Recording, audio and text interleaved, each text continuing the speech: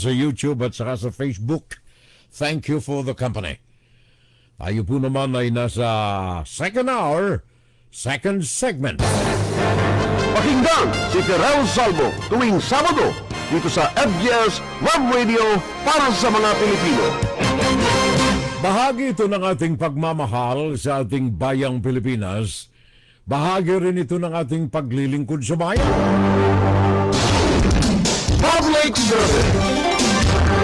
At ito'y bahagi ng ating pakikipag-ugnayan sa ating mga kaibigan. Ugnayan, pakinggan. Dito natin ihahayag ang ilang mga kuro-kuro natin palapalagay.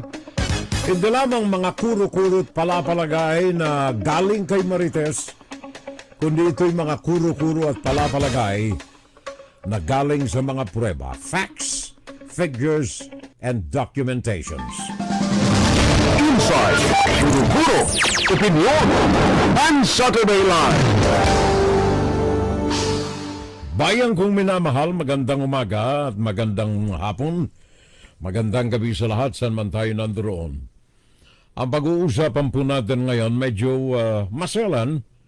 Gawa ng ito ay nasa sangkot dito ang mga opisyal ng ating pamahalaan. Maselan sapagkat hindi lamang sila mga public officials, kundi sila ay merong influensya, may clout sa ating mga kababayan. Currently or in the past, naging kabahagi sila ng buhay ng marami sa mga kababayan nating mga Pilipino na hanggang ngayon ay merong mga influensyado na nabulag, na pepe, na bingi sa mga kasinungalingang kanilang mga nangarinig na akala nila ay kasama ng mga katotohanang nabanggit ng mga ito sa kanilang panunungkulan sa gobyerno.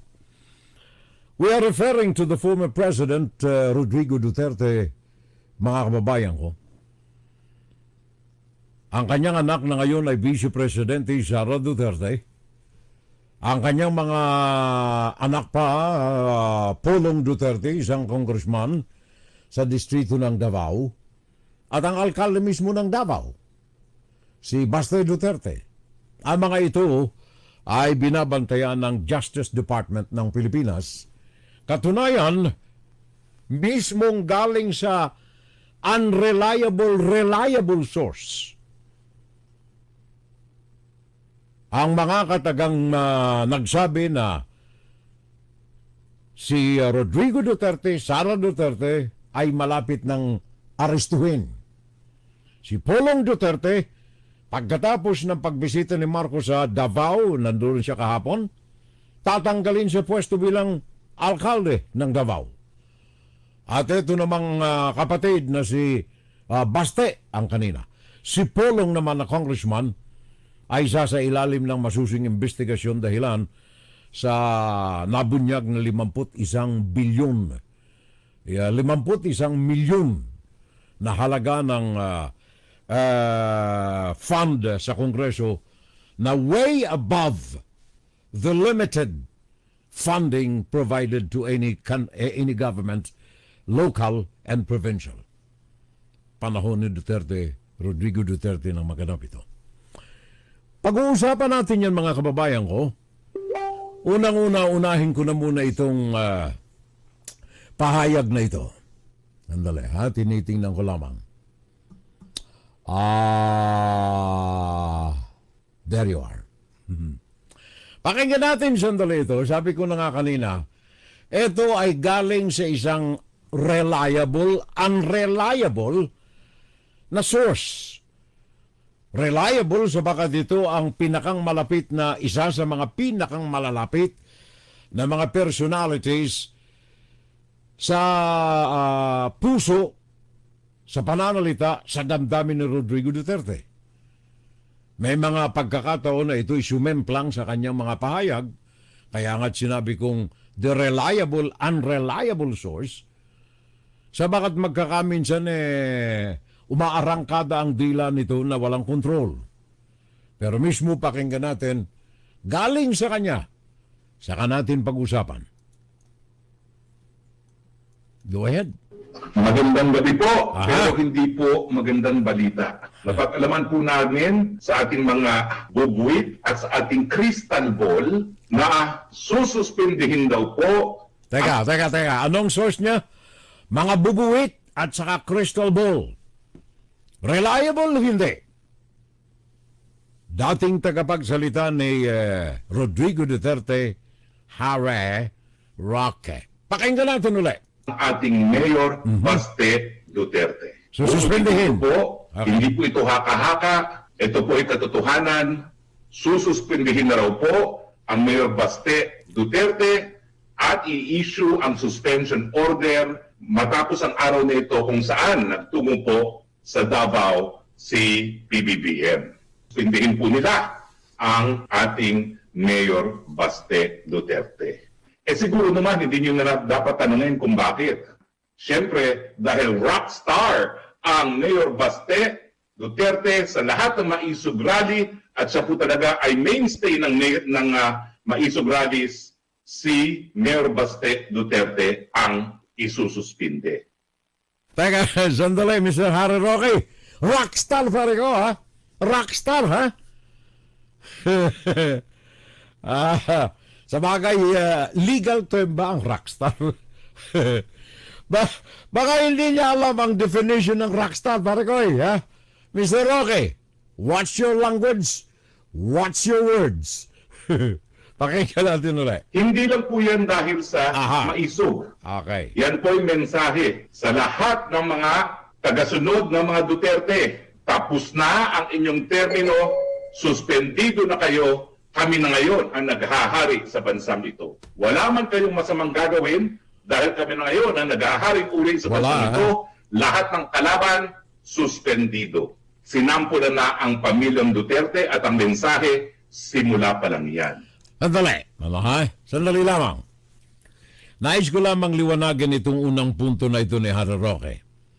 Pinalalabas niya walang kadahi-dahilan sususpendihin si si Baste Duterte.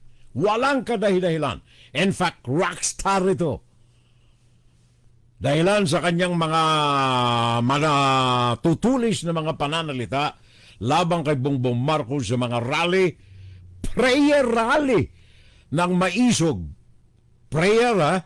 Pero nakita naman ninyo ang mga umaalingasaw na bungangarian. May prayer ba na mga nagmumura? But beside the point, ha? Nais ko lamang na itaas ang punto na ito. Bakit kailangang suspendihin si Baste Duterte? Ang numero unong dahilan dito, yung pahayag niya noong nakalipas na rally sa maisog, na kung saan sinabi niya, itutuloy niya ang tukhang ng kanyang tatay.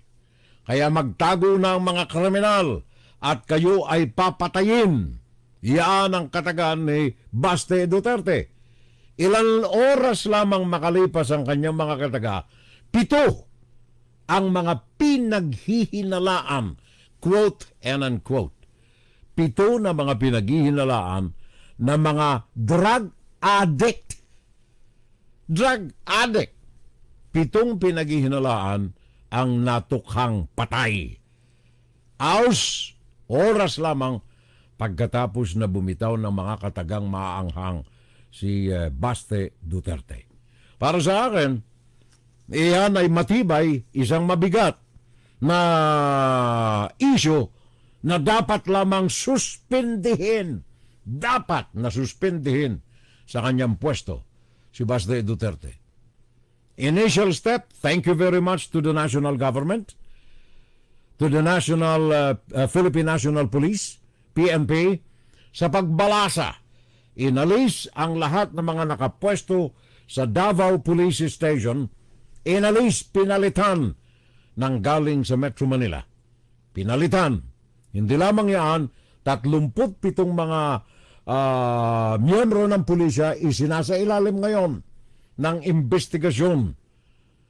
Yan ay leading doon sa mga kaso ng pagpatay pagkatapos magsalita si Baste Duterte na mag-ingat kayo at papatayin namin kayo na mga pinaghihinalaan.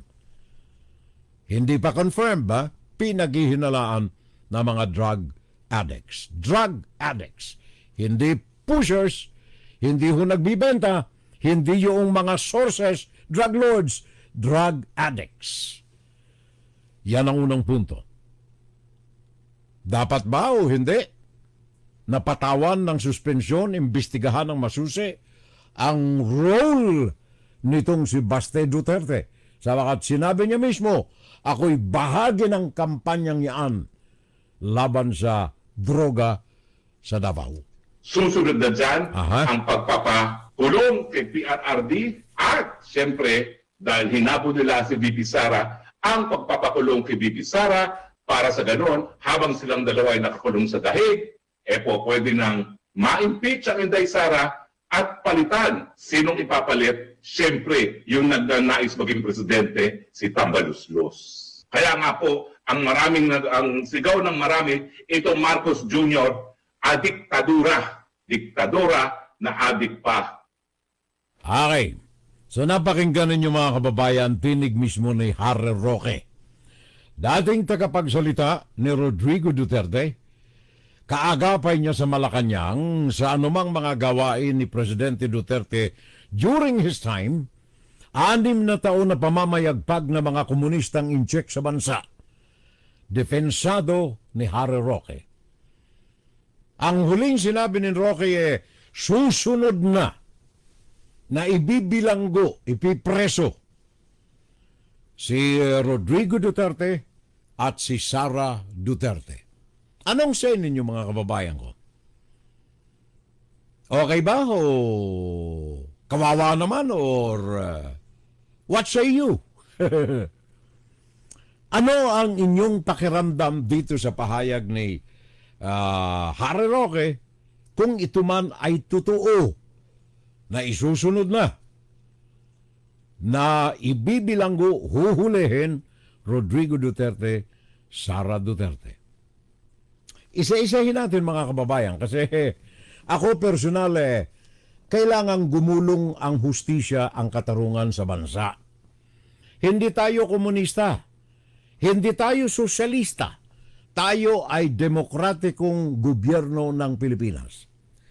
Although merong mga ilang practice diyan na makabayan socialism sa bansa, pero bahagi ito ng pinaigting na pagpapatingkad ng demokrasya sa bansa. Like for example, social security system. I'm referring to those. Yung mga pensyon. It's a socialist form of government. I mean, a socialist system. Pero demokratiko ang Pilipinas. Malaya ang Pilipinas. Now, dito po sa question ni Rodrigo Duterte, kumbaga si Harry Roque humihingi ng sempatiya sa taong bayan. Indirectly sinasabi ni Harry Roque, huwag ninyong payagan na hulihin, ibilanggo si Rodrigo Duterte sapagat siya'y tatay natin. Sa aking paningin, kailangan, abogado ka Mr. Roque, huwag kang papanig ng bulag, pepe at saka bingi. Magsalita ka ng hindi pa tapos. Tapusin mo ang kataga pagkatapos ng masusing pagdinig, investigasyon. And here are some facts, mga kababayan ko. Alam mo, sa akin, I don't know if you agree, sa akin, ang pinakang masama ng presidente na nagkaroon ng Pilipinas, simula nung matutuhan ko ang politika sa bansa. 1964, nung ako'y magsimula sa broadcast, nagsimula na akong tumingin sa takbo ng gobyerno. Diosdado Macapagal, tinalo ni Marcos, si Marcos na for 20 years. And then Corazon Aquino, and then Fidel Ramos, and then Joseph Estrada, and then Gloria Macapagal Arroyo, and then Nonoy Aquino, and then the worst President of the Republic of the Philippines. In all classifications, in all terminologies, pinakamasama na para sa akin si Rodrigo Duterte. Bakit? Pakinggan ninyo ito. Number one, sa kanyang panunungkulan at sa kanyang pagyayabang bilang presidente, sabi niya, I literally kill people. Literally kill people. Televised interview yan, ha? Presidente ka ng Republika ng Pilipinas, ikaw pala ay killer.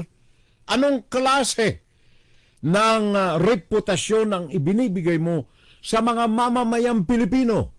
Na ang mga mamamayang Pilipino ay mga hoodlums, sabagat ang kanyang presidente ay isang killer pala? Oh, hindi natin ito sinasabi para masiraan si Rodrigo Duterte. Mismo pakinggan natin ang kanyang tinig, mga kababayan ko.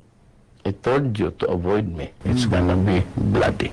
Yes, of course. I must admit that I have killed. Ah.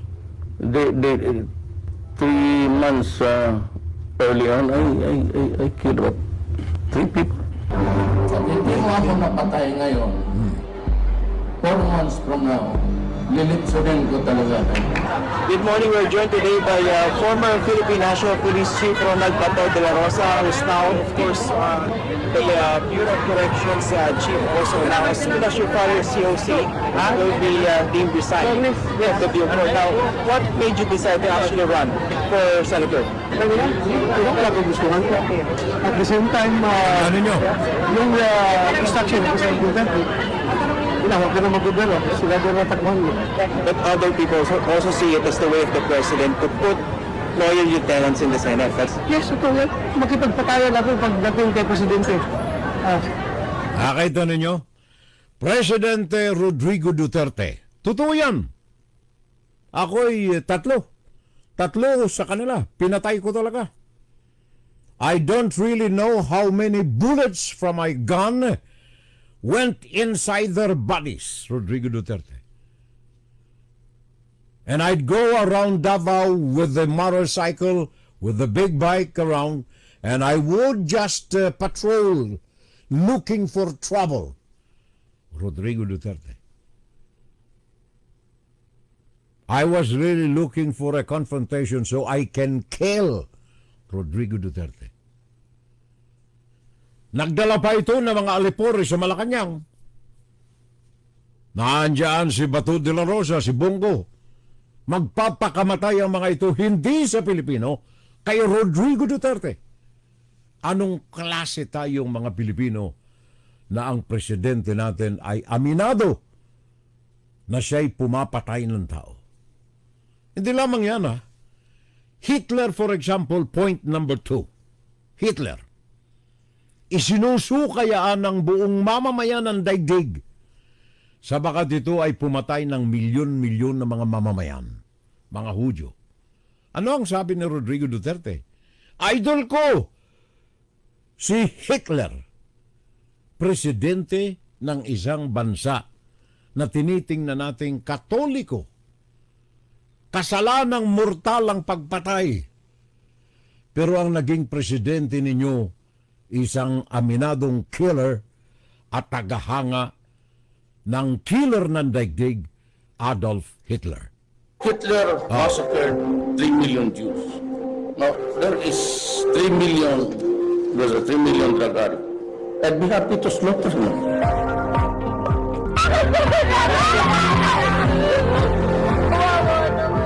Nakita ninyo? Ilan ang pinatay ni Rodrigo Duterte sa ilalim ng kanyang administrasyon sa Operation Tukhang ni Bato de la Rosa? 36,000. Ayon ito sa Human Rights International. 36,000 na mga drug addict, mga biktima ng droga.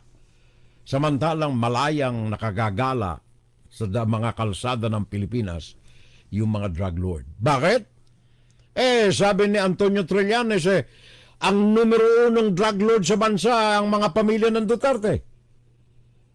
Naalala ninyo yung dating police chief ni Rodrigo Duterte?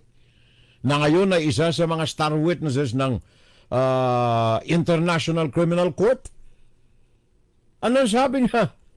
Ang pinakang numero 1 drug lord sa bansa, Rodrigo Duterte. Kaya ang mga napapatay bilang panakip butas, yan ay style ng komunistang China, by the way. Kagaya ng ginagawa nila ngayon sa Pogo, komunistang China. Yan ay doktrina nila, pinag-aralan nila yan eh. Yung nagsasalita ka ng isa, ang ginagawa mo ay taliwas sa iyong sinasabi. Yun ang China. At yan ay aplikasyon ng kanilang mga propaganda sa lahat ng dako ng daigdig. Sa Pogo operasyon sa Pilipinas, kasama na. Binabatikos nila ang sugal, pero kakutsaba nila yung mga criminal elements dyan, yung mga miyembro ng Chinese Triad sa operasyon ng spying dyan sa Pilipinas. Hindi na kailangan pang halugugin ng mga dokumento, yan ay open book.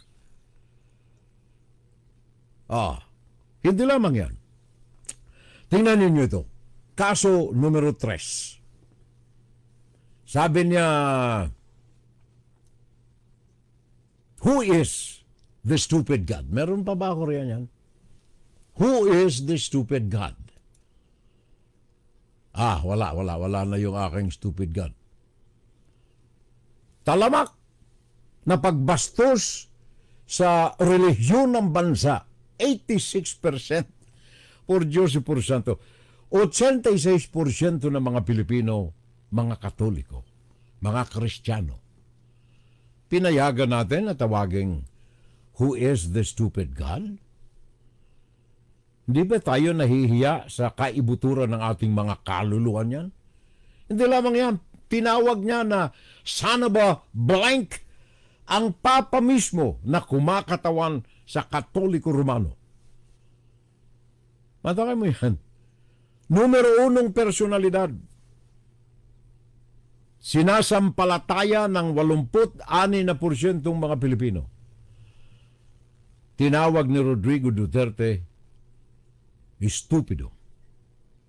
Yung namumuno sa kanyang simbahan, si Pope Francis, anong tawag ni Rodrigo Duterte? Sana ba blank? Tingnan ninyo ang dumi ng bunganga ni Rodrigo Duterte. Bunganga ni Rodrigo Duterte.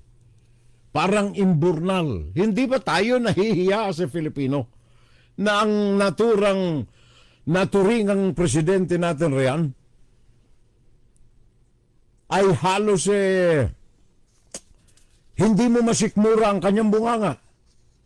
Ano mang klase ng alkohol ang ibusbus mo sa loob ng bunganga nito, umaalimbukay ang baho. Hindi lamang yan, respeto na lamang sa mga babae. Huwag na yung pagmumura. May iba sa atin dyan na malakpak pa. Anong nabanggit ni Rodrigo Duterte, who is the stupid God? Deserving nito na mabilanggo ang inyong dating presidente. Lalo na kayong mga kababaihan, dapat ay patingkarin ninyo ang respeto ninyo sa inyong sarili. Naalala ninyo si Jacqueline Hamel? Jacqueline Hamel. Australianang misyonaryo.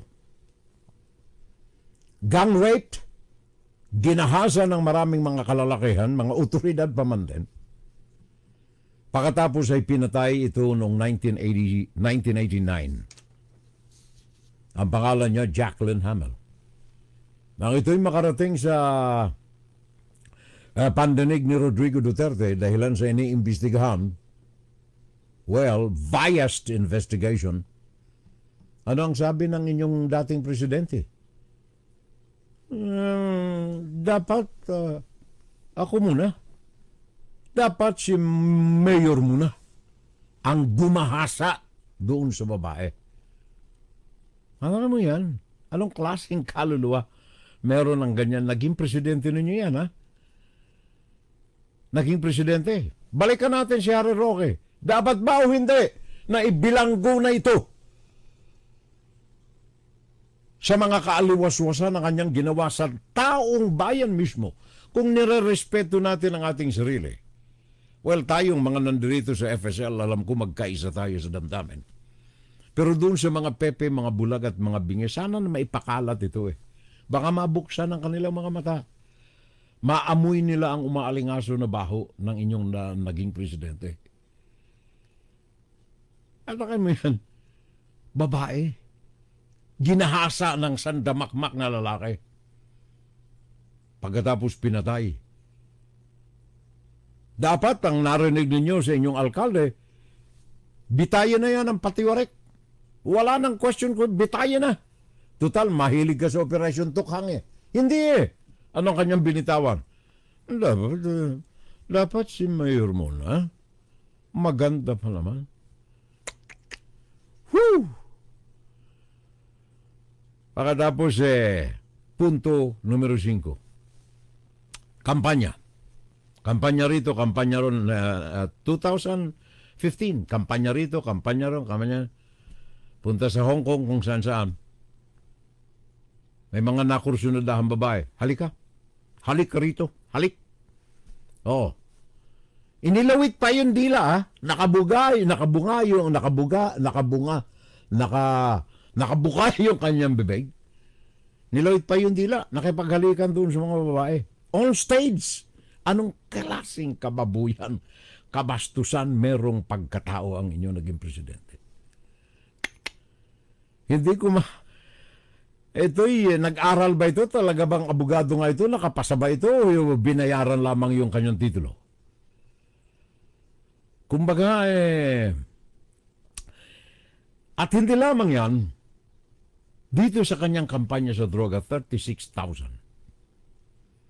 Meron kayang, sa bagay wala nga pala itong kaluluwa, no? Di ko na dapat itanong kung ano ang magiging damdamin ito dyan sa mga napatay. Babae. Kung meron kang kabit, kung meron kang ibang babae, kinahihiya mo dapat yan. At dapat sa kayong mga nasa gobyerno, dapat malinis ang inyong mga kaluluwa. Walang bahid ng karumihan na maaring ibato, ipukul sa inyo. Pero hindi ito pinangalandakan niya pa Ano yung sabi niya? May mga babae siya sa kanyang buhay. May mga anak siya sa labas. In fact, sa isang kasal na maramihan na ginawa roon sa, I think sa Davao ito, hindi ko na maalala. Maramihang kasal. Nandoon siya, imbitado. Nung siya'y pinagsalita sa seremonya, sabi niya, alam mo wala akong maibibigay sa inyong regalo, sa inyong mga ikinasal. Pero kung gusto ninyo, ako na lang. Ako na lang ang sisiping doon sa mga bagong kasal. O edi, masaya pa. Masakay mo yan, hari ko. Mass wedding. I don't have money to give. But I can give you your wives. Sabi niya, hindi yung mga lalaki. Excluded yung mga lalaki. I can give your wives, plural something else. And this is this. Tinuro niya pa. Siyang sarili niya. Mass wedding yan. Kung ako yung lalaki, binastos mo yung aking bagong asawa, batuhin kita riyan Yun ang inyo pong presidente. Dapat ba siya na ibilanggo na? Dapat na. International Criminal Court, hindi lamang yan mga kababayan kong minamahal. Yan ay personal na pagkatao ng presidente ang tinutukoy natin dyan. Kapable ba? Karapat dapat ba siya na kilalanin ninyong naging presidente ng inyong bansa? Ngayong wala na siya sa pwesto, I think kailangan pagbayaran ang pagbastos sa lahing Pilipino ng inyong naging presidente. At hindi lamang yan. Hindi lamang yan mga kababayan ko. Tingnan ninyo itong kaso ng Alam mo, hindi lamang yung karakter nito ang talagang maaring basihan ng pag-aresto, pagbilanggo sa kanya, kundi mismo ang mga binastos ni Rodrigo Duterte sa 6 na taon na kanyang panunungkulan. Treason. Ano yung sabi niya nga uli? Meron ako rito hindi ko inaalis ito Gawa nang ito ay isang masaklap na bahagi ng mga tinura ni Rodrigo Duterte. Gusto ninyo, gawain na ninyo kaming province, Fujian, pati Philippine Province of China. Wala tayong problema. Nakita na ninyo? Sa mga abogado, ako hindi abogado. Pero sa mga abogado, hindi ba yung kataga na yan and supplied with material evidence, with documentary evidence, hindi ba pwedeng kasuhan ito ng treason? Ano ang mga ebidensya na pwede nating ilatag riyan? Yung gentleman's agreement. Dokumentado ito sapagat mismo ang mga incheck sa Pilipinas ay nagsabi, mga opisyal ng Chinese government sa Pilipinas nagsabi, merong gentleman's agreement. Hindi lamang yan, susi ng korupsyon ang inyong naging presidente. Susi ng korupsyon ang inyong naging presidente. Pakinggan natin sandali itong issue na ito. Galing kay dating senador, chair ng Blue Ribbon Committee, Dick Gordon. Pakinggan natin. All the trappings of foolishness, of corruption, you can put it all together in one outline. You will have perhaps about 30 to 35 incidents na connected from Duterte all the way down to the smallest guy, all the way to the escape. I prepared something, just waiting for the ombudsman to complete the investigation, but all the connections are there, all the documentary evidence are there, all the statements under oath, filled with statements under oath, with documents that were obtained legally. And if you use that, you have a case. Hindi ginagamit yan. Para lumalabas yun. Sinabi na namin yan, si Duque should be follow Duterte. Sinabi na namin, si Michael Yanes involved, bakit wala pang kaso hanggang ngayon? All these things are there and pali ko, ninenervous na yung mga taong involved yan. Bukod doon sa mga problema nila sa ICC, ito ang pinakamalaking kaso ng, it is the case of the century, the corruption century, which happened at the time when people were dying, when people were sick. They had the temerity to try and steal money from the people of this country at that time. And these are all what? Foreign nationals who are persecuting us, who are harassing us, intimidating us. It's a cycle of corruption and untouchability. It is a colonial hangover na takot tayo sa mga nakapangyarihan. And to me, all the evidence is here, glaring at us. And yet, it's business as usual for most Filipinos that none of my business until it bites you. Supposing ikaw yung namatayan because of this corruption, di ba masama ang loob mo? There were so many dramatic stories. And well, all of the time, these people, talagang pinapapak nila yung pera ng Pilipino. Pinanakawan nila ang tao. Talagang, this is the height of evil. And who perpetrated it? Who perpetrated it? It is the president who is now accused of killing so many people. He is an embarrassment to the country. And now, lumalabas, sinabi na ni Duque, siya nagutos. Matagal na namin sinabi yan And if you look at the record of the Blue Ribbon Committee, no one was spared. The moment we are able to prosecute these people, klaro-klaro sa taong Pilipino, na na-prosecute natin yan, maniniwala ang tao sa gobyerno, marami nang lalabas na katotohanan dyan. Exactly. Kailangan lamang ay meron tayong puwersa na talagang pusong makabayang Pilipino. Treason. Napakadaling patunayan ito sa mga nandiyan nakahantad na mga dokumento na ayaw lamang ilabas ng mga kakutsaba. Dito lamang sa financial corruption ng gobyerno ni Duterte.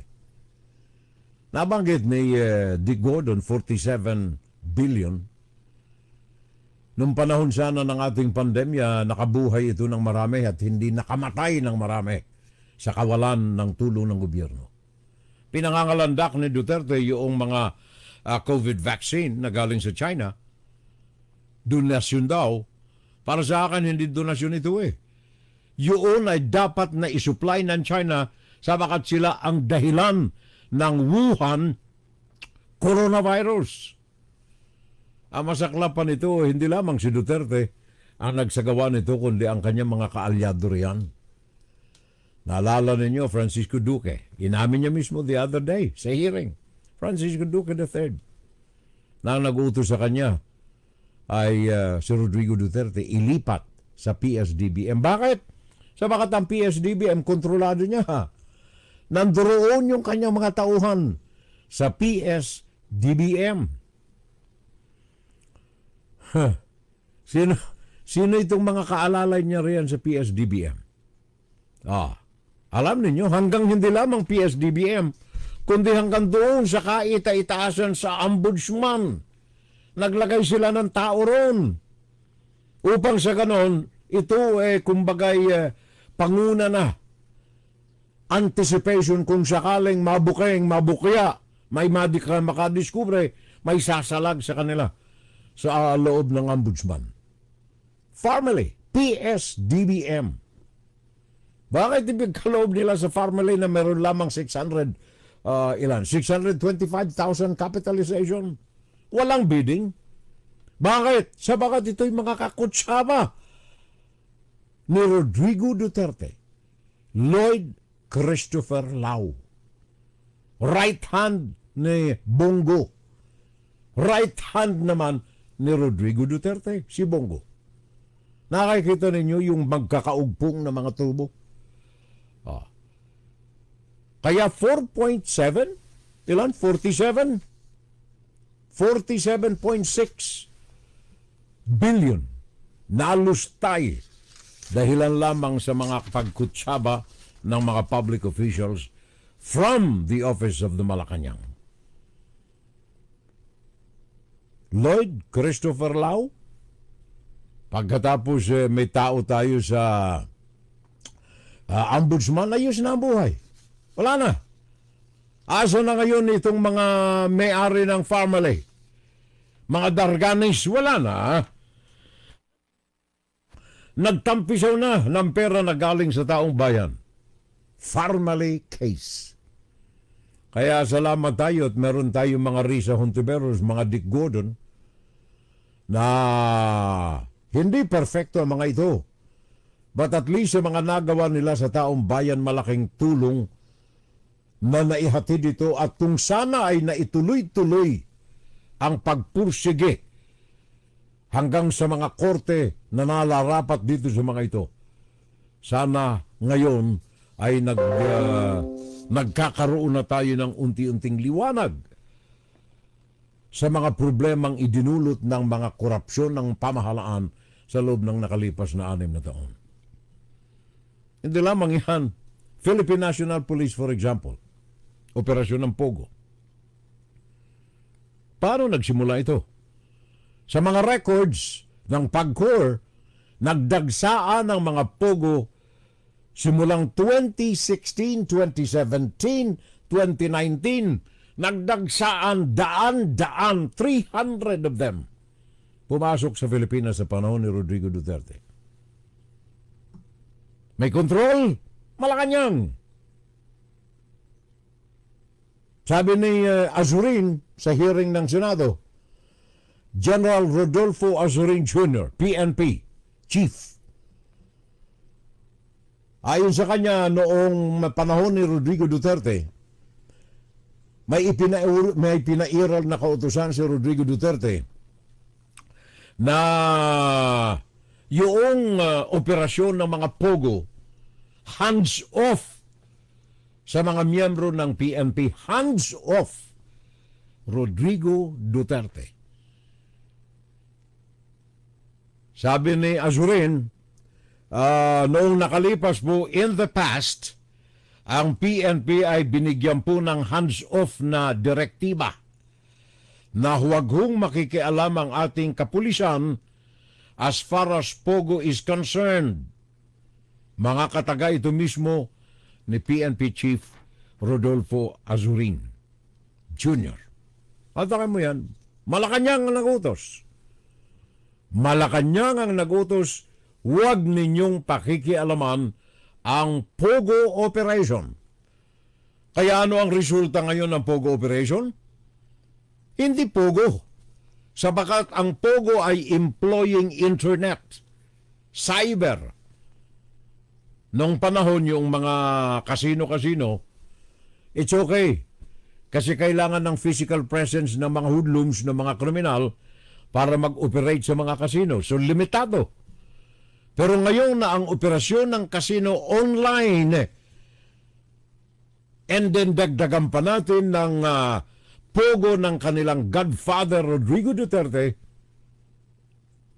sabi ng investigative reporter from China, ang Pilipinas ay kilalang-kilala ng mga criminal elements, ng mga miyembro ng Chinese Triad na langit sa kanilang operasyon ng Pilipinas. Kailangan lang nila ang pera na pambusal sa bibig ng mga otoridad sa Pilipinas, kasama na at halimbawa na mahalaga ang mga public officials. Mismo yan na taga-China ang nagsabi niyan.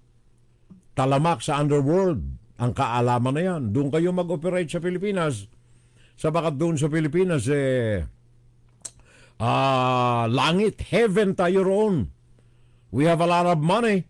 Busalsalan lang ninyo ng pera ang bibig ng mga politiko. Kaibiganin muna ninyo.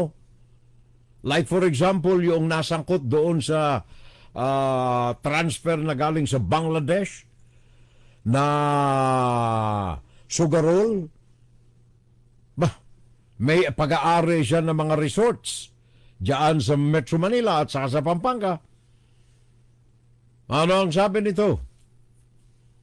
Kailangan lang kaibiganin mo. Kaya kaibigan ko si Pamphilo Lacson, kaibigan ko si Mayor ganito, kaibigan ko si Congressman na ganito, kaibigan ko si Senator na ganito. Ganyan lang. I-treat mo lang sila ng happy life. Pabiyahe sa labas ng bansa. Ayos na.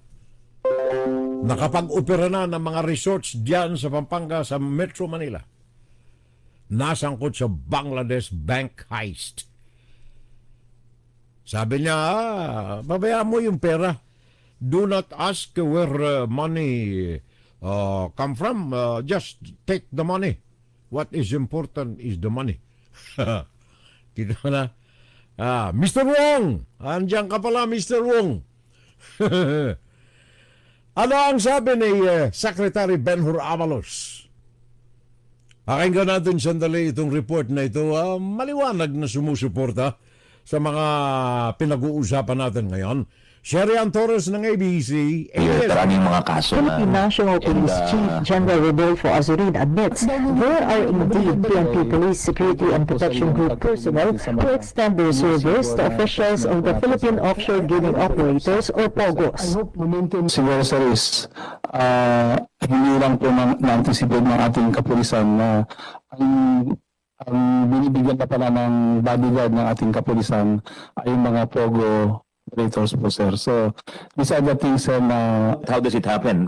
Nangyayari po yun sir because they request sir yung security base po sir dun sa mga threat assessment po sa kanila. The admission sent jitters and led to more questions from senators. Usually dalawa lang ang ina-assign sa isang senador. So how about the usually sir na merong parang may backup pa? Yes sir. Usually sir dalawa lang naman po talaga sir yung authorized. Naging problema lang yan sir is pati yung mga extended families po nila sir nabibigyan din. Kaya sa family sir, naging 10 security guards and escorts galing sa PNP ng mga pinuno at pamilya ng Pogo. Rodrigo Duterte time. Espesyal pare ko Espesyal. Sabi ni Azurin kasi po mga threat sa pamilya. Kung ikaw ay gumagawa ng kabutihan, kung ikaw ay nagiging tulong sa pamahalaan, sa pamayanan, walang threat na aabot sa buhay mo. Bakit kailangan mong 10 na security escort sa iyong pamilya? Nangangahulugan lamang may kriminal kang activity. At ang masaklap nito mismong sabi nga ng vlogger na Chinese from mainland China, alam ng mga criminal elements nito na doon sa Pilipinas pera lamang ang katapat ninyo. Lagyan ninyo si Coronel, lagyan ninyo si General, lagyan ninyo si Congressman, lagyan ninyo si Governor, may escort ka na. Habang nagkakamal ka ng criminal activities and money, may seguridad ka pang nagbabantay sa iyo. Kaya meron tayong Pogo, Bambantarlac, Porac, Pampanga. Tingnan ninyo itong mga kababayan ko, ha. Ito lamang na mga kaso na ito sa Pogo sa bansa. Kung ito ay sa panahon pa ni Rodrigo Duterte, wala kayong makikitang mga pagsalakay na ito. Naalaala ninyo yung mga bodega ng droga?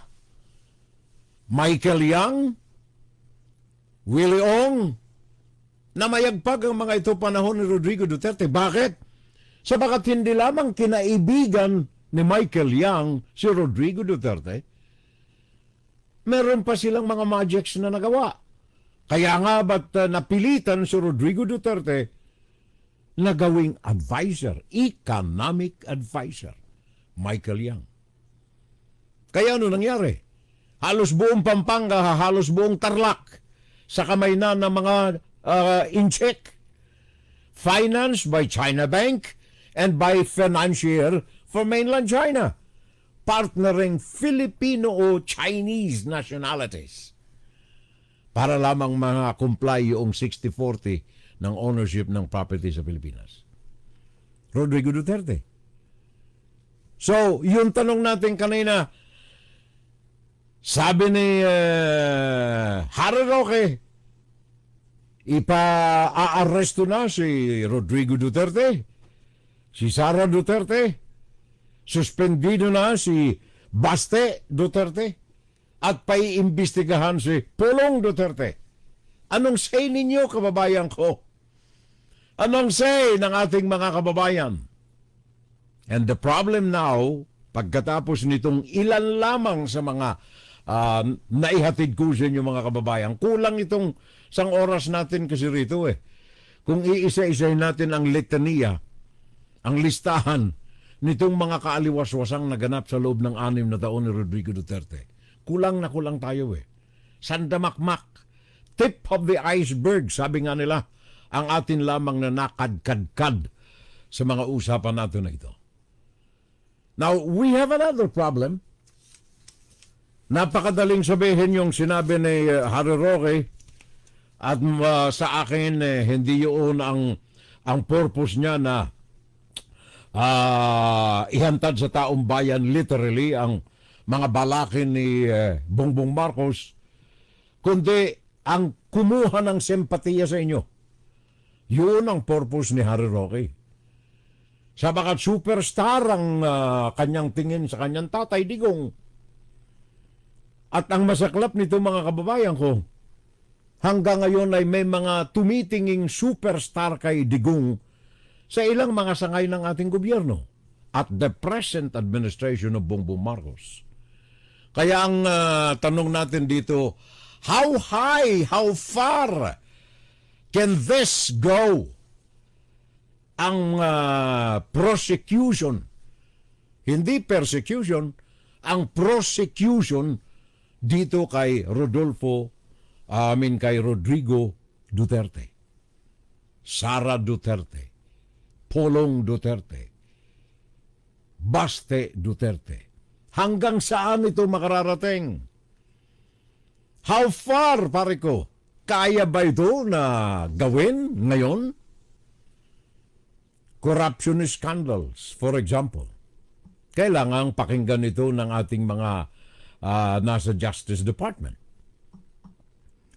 Wala bang tali ang mga Rimulya na baka sila'y masagasaan rin? Remember, Mr. Rimulya is the Secretary of the Department of Justice currently. May sangkot ito sa Pogo sapagat sila ang nagbenta ng Covelandia, diyan sa Cavite, sa Chinese. Sino may-ari na ngayon? Yung nabanggit ko kanina, Mr. Wong. May-ari ng South Hawaiian Resort. So kaya ba itong talakayin ng Department of Justice at pursigihin na isulong ang mga kaso laban dito kay Rodrigo Duterte? Formally lamang, kapitbahay. Simulan natin doon. Kumpleto na yung mga papel dito eh. Kailangan na lamang na ihantad, idefensa ang mga nandoon sa mga findings ng Senate Blue Ribbon Committee. Bakit hindi ito nagagalaw ng Department of Justice? The move should come from the Department of Justice. Mr. Remulla, natatakot ba ito na baka sila'y madawit? Sabi ni Governor Remulla, I am willing to pay 10 million pesos to anybody who could link the Remullas to the Pogo operation. Wala ako roon eh. Hindi naman natin isinasangkot ng ganyan eh. Ang atin lamang, sapagkat nasa Department of Justice ang kanyang kapatid at talamak ang mga kriminalidad na nangyayari dahilan sa Pogo at sila'y nagbenta sa Pogo ng kanilang property. Sa very nose, sa dulo lamang ng ilong ng ating naval base, Philippine Naval Base sa Sangley Point. Di ba dapat kinonsidera niya yung security? Kaya dito ako'y nangangamba gaano kalayo mararating kung sakali man na tama si Harry Roque na ay paaresto si Duterte kasama ang kanyang anak. Remember, ang kanyang anak matindi rin ang pagkakasangkot sa criminalities. Remember yung kanyang intelligence fund ni Sara Duterte. Nang siya ay alkalde ng Davao City, gaano kadami ang itinaas ng kanyang intelligence fund na kinwestiyon ng COA. 114 million. In 2016, nang siya'y maupo, confidential fund. At after that 2016, naging 460 million na ang kanyang confidential fund taon-taon. Sara Duterte. Yan noon lamang siya'y alkalde ng Davao. Anomalya. Samantala ang kanyang tatay ang presidente ng Republika. Parang si Polong, 51 billion, habang ang presidente ang kanyang tatay, nagtamasa ang kanyang distrito na wala namang kinadatnan yung 51 billion na funding na pinagkaloob ng Kongreso. Panahon ni Rodrigo Duterte presidency. So itong mga ito, sabi na nga ni Harry Roque, nalalapit na ang pag-aresto sa mga ito. Anong say ninyo? Tama? Hindi? Propaganda ni Harry Roque? Ano ang inyong damdamin? Kung totoo ito, sa akin, dapat at ngayon na. Hindi bukas, hindi sa susunod na araw, hindi yung antay muna, ngayon na. Sabi ko na nga kanina, yung mga nabanggit kong yan ay mga pahapyaw lamang mga kababayan from past 2016 hanggang maupo si Marcos 2022. Pero yung criminalities go on, tuloy hanggang ngayon. Ngayon lamang nabubunyag ng matindi ang mga kriminalidad na nagaganap dahilan sa mga sinimulan ni Rodrigo Duterte sa kanyang administrasyon. Dapat ba? Dapat o hindi? Inside, Puro-Puro, Opinion, and Saturday Live. Bayan ko, kaya natin ito pinag-uusapan dahilan sa pagmamahal natin. Puso ko sa bayan ko. pagmamahal natin sa lupang tinubuan natin, wala hong ibang magmamalasakit dito, kundi tayo. At kung mananatili tayong